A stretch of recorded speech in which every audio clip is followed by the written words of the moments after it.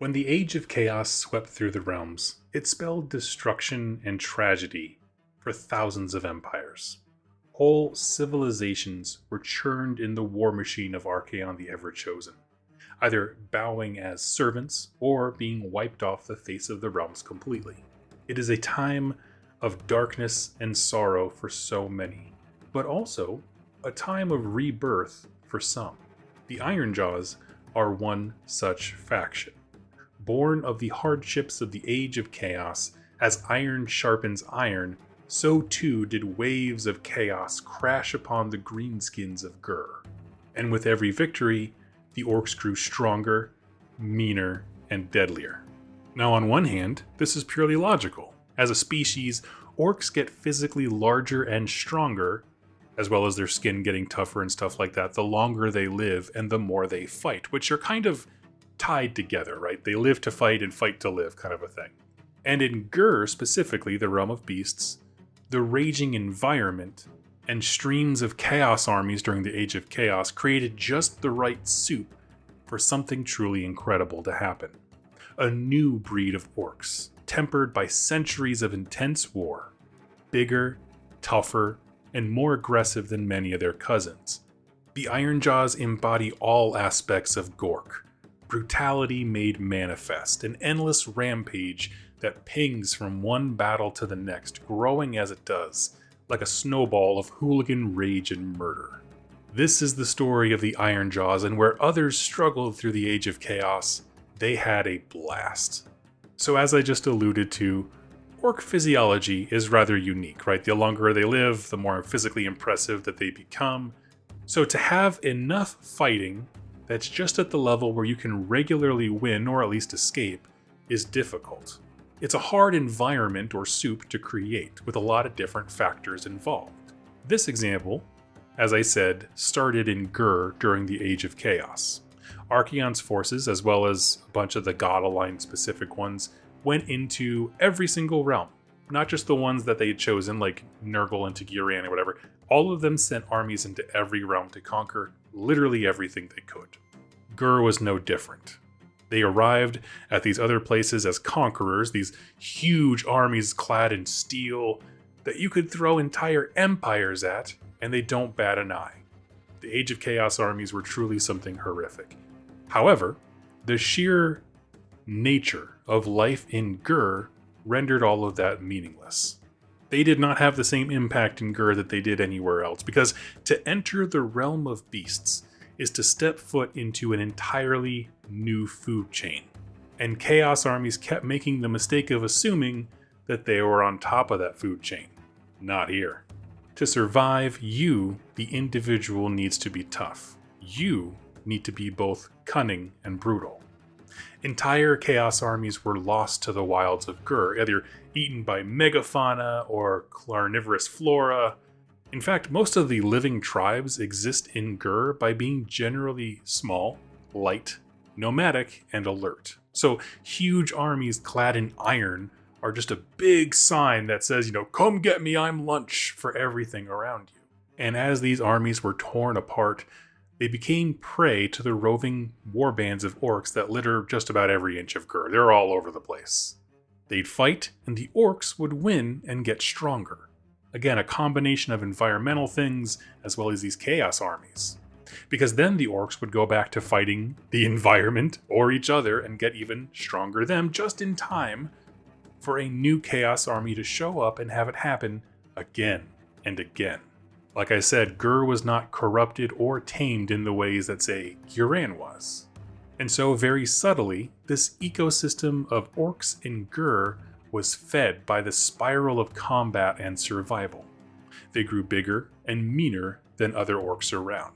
In fact, they began to even take crude lessons from the armies that they were defeating. Concepts like armor, which, let's be honest, for the orcs is just kind of putting a huge slab of metal either tied to or nailed into yourself.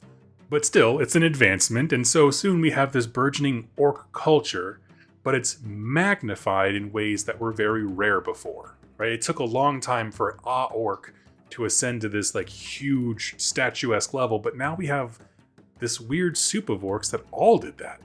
And because of that, their unique methods of warfare began to take shape. So, for example, stuff like they would bring in Ghur, these huge pigs, and slab armor all over them and use them as mounts. Shamans began touting the virtues of Gork specifically, or Gorkamorka if it was a rather large group, but constantly pointing the war clan into a new direction of combat. And in the age of Sigmar, this snowball of murder and mayhem shot out in every direction. I think at that point it kind of reached critical mass. And with Chaos sitting idly, largely, while Sigmar fights and pillages, as he was carving out that initial hammer hall and that kind of stuff during the setting's beginning, that was just too much opportunity for the newly dubbed Ironjaws to handle, and so they dove in. Now, the basic format of any Ironjaws army is the war clan. It's a term used for their army, their camp, group, collection, whatever you want to call it. And at the top of this is a megaboss, generally. The biggest and the meanest of the orcs here. They are the military leader and almost demagogue to those around them, because they are perceived to be touched by Gork, leading us to the next fight. And then that's one of the things I think often gets missed when you talk about orc lore, and that is it's difficult to be a megaboss. Because while a whole group of rowdy hooligans is looking for a fight, they're all looking at you to point them towards one. A successful megaboss is one that can consistently display their own strength and then regularly deliver his war clan to battle so that everyone else has a chance to become the biggest and the bestest too. Sometimes a megaboss will run in on foot, sometimes they can tame a wild maw crusher to ride into battle. Tame and ride are strong words, it's more like strap themselves to, but you get the idea. Around this megaboss will be a coterie, a collection of veterans acting as kind of their personal entourage. These are orcs that can reliably get stuff done. A bigger war clan will, of course, have more orcs that exist at this tier. It could be the wisdom of a shaman, kind of discerning where Gork is pointing them towards the next fight, or it could just be the opinion of a lesser boss responsible for, say, the flanking force of Ghur, just one of his many kind of generals. And from that point downwards, the orcs organize themselves into a ton of different camps. I think the best way to talk about units when it comes to the Ironjaws is simply to say that birds of a feather flock together. So if orcs are of a comparable size, and they enjoy the same kinds of weapons, they're drawn together. They will just organically form what we would call units. You're not assigned to like the 3rd division of orcs on the Western Front. It's more like, if you want in, go find a place for the likes of ya, don't get in the way, and be ready to fight. And you just go find out wherever you belong. You don't want to be with people bigger than you because those orcs will pick on you. You don't want to be near someone who's smaller than you, but it's good to rub shoulders with people who like to fight like you do. Which, to be honest, I think is a much more fun concept of organization. I like the rabble nature and stuff like that. Which honestly, I like because it also explains why a lot of the orc units are just different sizes of orc with various weapon, right? And it's just how you have fun and who you have fun with. That's why I didn't feel the need to go too much into unit lore in this coverage, because a lot of them are just orc with thing. But collectively, when you get enough orcs together, they organically form these very cool units that are distinct in their own because they're all fixated on what they like. And that goes down from, anything that's directly below the megaboss all the way down to the lowest Ardboy. That's just how they form themselves up. Now from that point though, the individual eccentricities of a megaboss will really begin to shape the war clan. So for example, a war boss who favors fast assault will naturally attract more orcs who think that hopping on a Ghur is a good idea.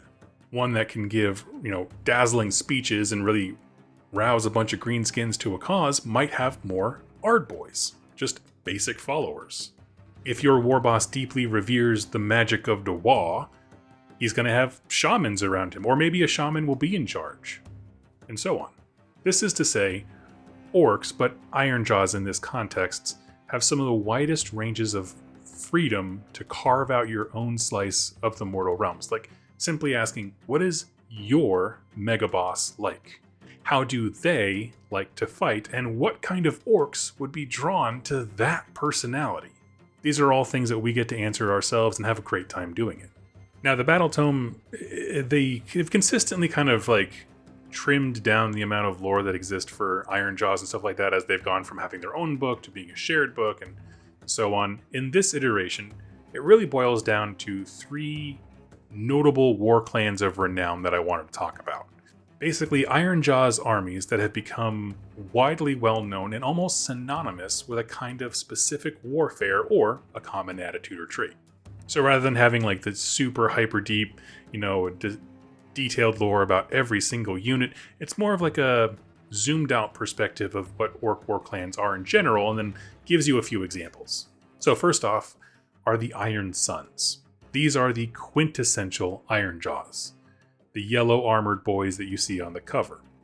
If you ever fought Ironjaws in the realms, like in the actual setting, it's a good chance that you encounter the Iron Sons because they are simply the most numerous and possibly successful war clan around. Now, if I'm not mistaken, when the first Ironjawz book dropped, it was led directly by Gordrak, the named megaboss that we have here, but my understanding is that he's grown so big that his WA now includes multiple war clans, which the Iron Sons are definitely one of, but on a more practical day-to-day basis, they're led by a character named Dakbad Grotkicker, who recently cemented his claim on leadership by being the most successful megaboss to keep the Ratmen at bay. Because remember, we're in the Hour of Ruin. That's kind of their big tie to the current events going on, is that even the Orc armies spread all over the place are being overrun by Skaven. But the Iron Sons continue to thrive and have been able to repel the Ratmen's scourge, just like their ancestors did in the Age of Myth, just pushing every kind of chaos around you. Next up are the Bloodtooths. So these are Ironjaws that are clad in fiery red armor, and they have one goal and source of entertainment, which is running through realm gates at full speed on the back of a Gorgrunta.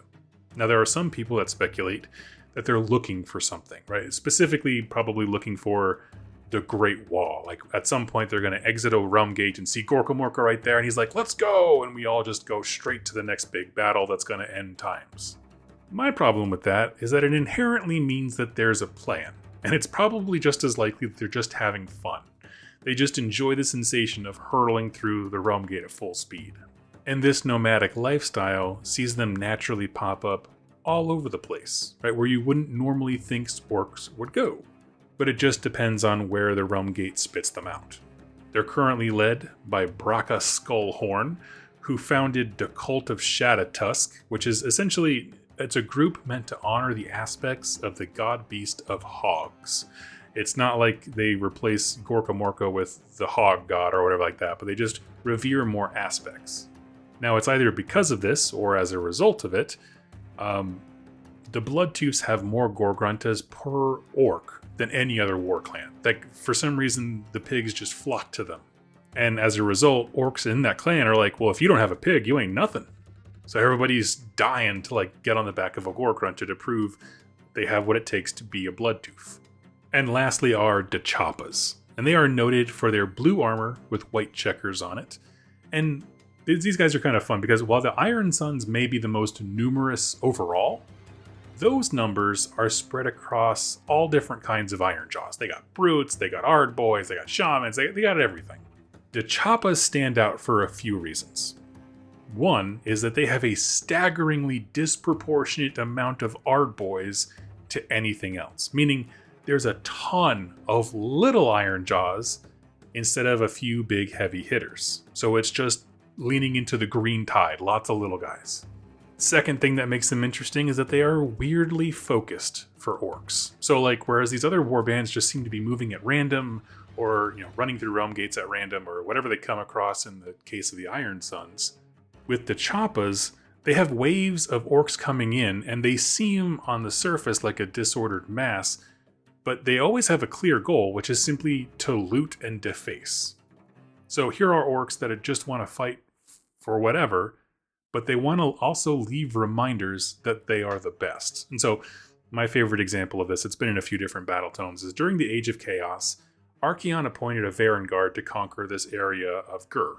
And every time the Varangard tried, the Chappas would roll right back in and take it all back. So when they set up a fort, the fort would get sacked and all their stuff looted. And there's like crude art and cuss words driven all over the place.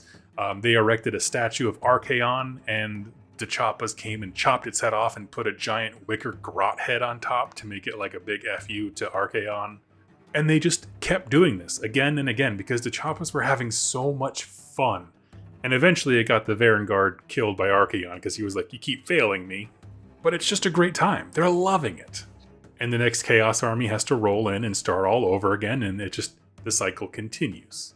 Now, the last thing that makes the Choppas highly unique is that this large mob of hooligans that is guided to deface and goad their enemies is led by a shaman, rather than being a mega boss. Shaman Karok, specifically. And Karok basically corrals this group of hooligans together with an army of war chanters beneath him. So instead of having a mega boss and then generals to disseminate, orders and stuff, it's a shaman and a bunch of war chanters. And so this is our kind of breakdown of the introduction to the Ironjaws, what they lean into, obviously being the aspect of Gork in this book, leaning into the brutality side of things. Talked a little bit about the Warclan organization. There's a lot of freedom in there for you to do whatever you like. Again, decide on your war boss, how they like to fight, what units would be drawn to them, and then it all just kind of like organically figures itself out after that. Provided that your war boss can keep delivering them to next battles. And then there were a few examples of that going on with the three we talked about. So I want to end this video, like I end all of them, by simply asking the question, why is this cool?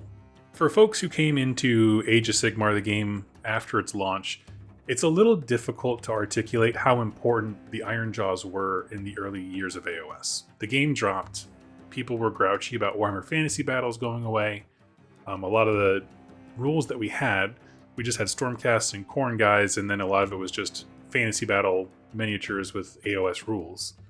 But then this model range dropped, and it's like everyone had to stop and turn their heads, right? 40k players, Fantasy A, all of us were just had to stop and go, whoa. It was an incredible debut of what Age of Sigmar could be, how fun orcs could be. And the range has only blossomed more since then, and with every addition of miniatures to it. It's become more fleshed out, and allows players to craft different kinds of wall, between adding now truly all pig-based armies where you can have a boss on a pig, infantry hordes of different kinds, elite infantry versus hordes of dudes, lots of hero options. They're just an incredibly fun fantasy archetype, and I think Games Workshop delivered on letting you play one. Certainly the Ironjaws deliver on the brutally simple aspects of the orc trope. And for that reason, I adore how varied Ironjaw's armies can be. Right? Of the three war clans of infamy we told about in the book, my favorite is the Bloodtooths. I tend to like games of aggression. So I like to charge up first, kind of start the impetus, make my opponent be reactionary. Turn one, I want to start making my opponent have to think about hard choices for board control. Right? I want so much pork up their noses that it seems absolutely apocalyptic. And so that striking red armor with green orc skin is just chef's kiss, right? The army just quantum leaps from realm gate to realm gate, always hoping that the next leap will be the one to the end times, basically, is how their lives work. That's my favorite. I would love to hear what is yours. And also, what is your favorite orc unit? Because really, I was thinking about doing the unit breakdown for this book, but truthfully, there are so many war scrolls between the Ironjaws and the Cruel Boys. And a lot of them are just, here's an orc who likes this kind of weapon. So it didn't really seem useful to me. Now, Ironjaws are a little bit different because they do have kind of two tiers. There is the Ardboy, which is sort of the Ironjaw in training. Like they're getting stronger, they're getting bigger. But then there's the Brute, which is that next level of orc that has hit that critical mass of being the biggest, the bestest, and the toughest. I adore that. Personally, in terms of unit lore, I would say definitely the Gorgruntas are my favorite. The idea that they don't really tame these things. They're not really treating them like mounts. It's more like two creatures that both like to run and gouge things, found each other, found love in a hopeless place, and then just decided to be best friends. It's not like a rider and a mount type thing, which I always think is a blast. So let me know your favorite sub-faction as well as unit down below. Thank you so much for watching and listening, and I'll catch you next time. Happy wargaming, friends.